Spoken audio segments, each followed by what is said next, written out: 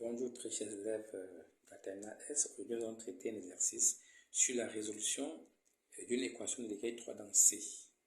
Donc, on nous propose l'équation E définie telle que vous le voyez. Et comme première question, on nous demande de démontrer que I est une solution de cette équation. Qu'est-ce qu'il faut faire? Il faut simplement remplacer Z par I et faire le calcul et voir si on va obtenir 0. Si on obtient 0, eh bien, ça voudrait dire que notre équation de degré 3 peut se factoriser par Z moins I. Une façon de dire ça, c'est que Z égale à I est une racine de notre équation. Allons-y, donc remplaçons.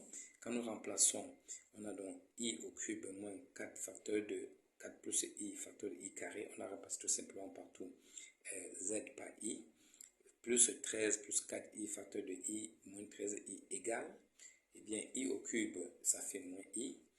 Et I carré, ça fait moins 1. Moins ça fait plus. Donc, ça va rester donc 4 plus I. Plus 13I, moins 4, moins 13I. On voit bien que moins I plus I s'annule. Et 4 moins 4 s'annule, tout comme 13 moins 13 s'annule. Donc, on a effectivement 0. On peut donc conclure que I est une solution de l'équation E. Et on demande ensuite, en deuxième question, les questions sont souvent guidées, de déterminer les réels A et B pour que notre équation s'écrive sous la forme Z moins I facteur de Z carré plus AZ plus B. Alors, on a plusieurs méthodes pour traiter cet exercice. Ici, on va utiliser le tableau de Horner. Une autre fois, on avait utilisé la division euclidienne. Aujourd'hui, on va utiliser le tableau de Horner, dont on va rappeler comment ça fonctionne. Donc, on commence par écrire les coefficients de notre équation. Donc, en commençant par le coefficient de Z au cube, ici c'est 1. Ensuite, le coefficient de Z carré, le coefficient de Z et la constante. Ça, c'est la première chose à faire. Ensuite, nous mettons ici devant notre solution qu'on a trouvée, la racine évidente. On a vu que Z égale à I était une solution. Donc, on met cette valeur ici. Et pour commencer notre tableau, qu'est-ce qu'on fait? Le nombre qui est ici, on la baisse là. On n'écrit rien dans cette case. Donc, le nombre qui est ici, on la baisse là. Et à partir de cet instant, on multiplie I fois 1. Et le résultat de cette multiplication, je le mets ici. Ça fois ça, je mets la réponse ici. Et une fois que j'ai les deux premières cases remplies, je fais l'addition. En faisant l'addition, on voit bien que moins I plus I s'annule, il reste seulement moins 4. Et je recommence le même calcul et je reprends I fois moins 4, ça donne moins 4I. Et encore, les I s'annulent, il reste 13. Et enfin, I fois 13, ça donne 13I. Et moins 13I plus 13I nous donne bel et bien 0.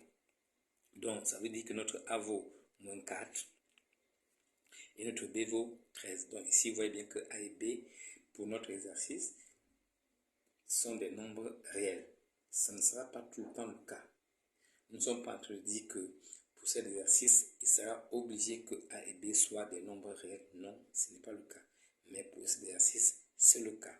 Donc, nous pouvons donc dire que finalement, notre équation pouvait donc s'écrire sous la forme qu'on nous a demandé. Et à ce moment, il est assez facile de résoudre l'équation E. Pourquoi? Parce qu'on l'a transformée en produit de deux équations dont le premier facteur est du premier degré et le second du second degré, dont on sait résoudre. Ici d'ailleurs à coefficient réel. Alors donc, il est assez facile de résoudre cette équation. Donc, on va passer par delta, b carré moins 4ac, et on obtient delta égale à moins 36. Et si vous connaissez bien votre cours, vous savez que quand vous avez delta qui est négatif, vous avez deux racines complexes telles qu'une des racines soit le conjugué de l'autre racine. Et donc, on va trouver les deux racines. Donc, Z1, c'est donc moins B, moins racine de delta sur 2A. Et on remplace tout simplement, ça fait 4 moins racine de 36i carré sur 2, parce que A, c'est 1. et 36i carré, ça va donner moins 36.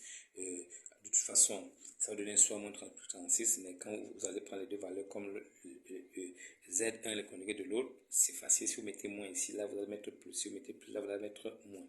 C'est pas compliqué. Donc, après simplification, on trouve 2 moins 3i et on pouvait déduire l'autre solution puisque c'est le conjugué de l'autre.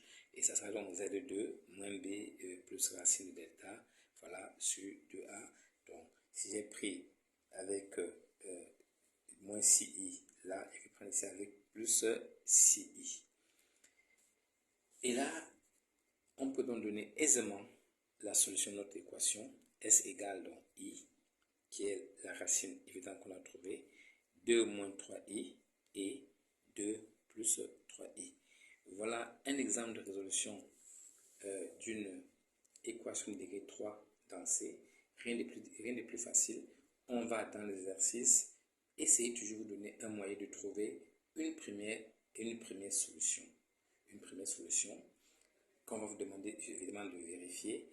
Ensuite, vous allez utiliser cette solution pour ramener votre polynôme en un facteur de deux polynômes de degré 1 et de degré 2. Et ensuite, pour le polynôme de degré 2, vous allez utiliser votre delta et calculer si delta est un nombre réel, ça va vite, c'est très bien.